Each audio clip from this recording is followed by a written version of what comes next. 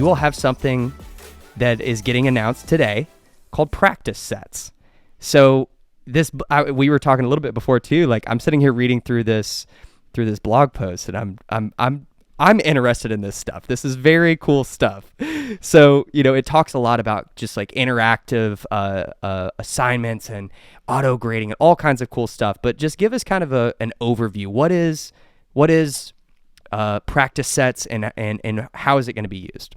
Yeah, well, I'm glad you're excited. I think all of us can relate with EDU stuff, right? Like we all went to school and we had to do all of this, and practicing was a really important part of that.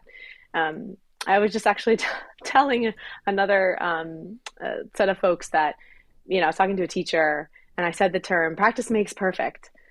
He was like, actually, practice makes permanent. And so when you think about the idea that the more you practice, the more permanent it gets, it means that practice is really vital for everyone whenever you're trying to learn something. And so as we're launching this new feature in Google Classroom called Practice Sets.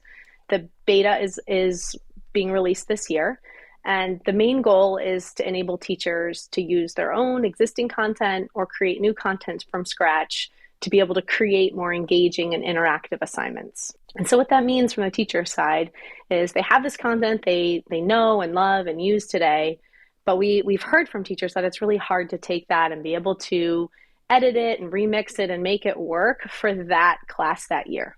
Right? So even if they've taught for 25 years, every class is different. Maybe you didn't quite get to that point in the lesson that you meant to or that you hoped you would. And so now the practice needs to change. And so you need to cut out a few questions or you need to change the wording in something and be able to edit that really easily.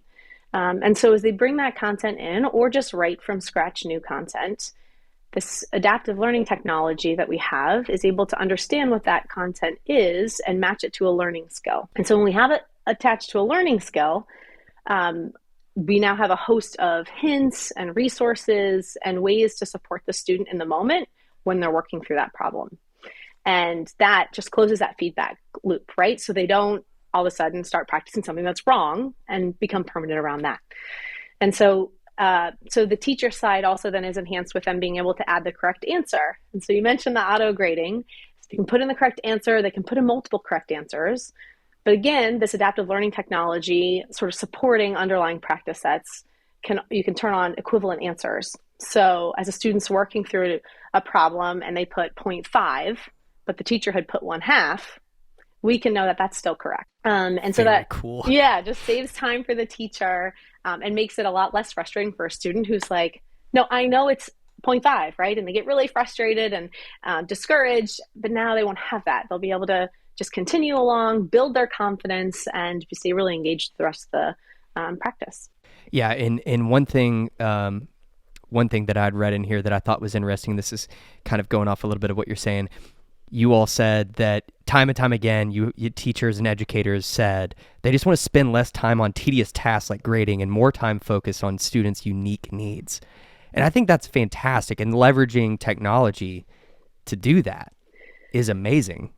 Yeah, so one of the things I want to talk about too is once a student has worked on that set of practice, the teacher gets a really nice view of the performance of every student on every problem, how many attempts they made, and the final state of that problem. And then alongside of that, they get the student work itself and the correct answer. So they can, right, we never want to separate the teacher from that student work. We actually want to drive them to the places they need to be looking more, that they would usually have to spend a lot of time to get to, right? They'd have to go through every student, even if they're soaring, to know where the gaps are in the students that need more support, or the ones that are soaring, what do they need to do next, right? And so just being able to do that a little more automatically for them, filter views to see everyone's problem 3, see where they're struggling, and then be able to close that learning gap and adjust their learning plan the next day is what we're trying to enable.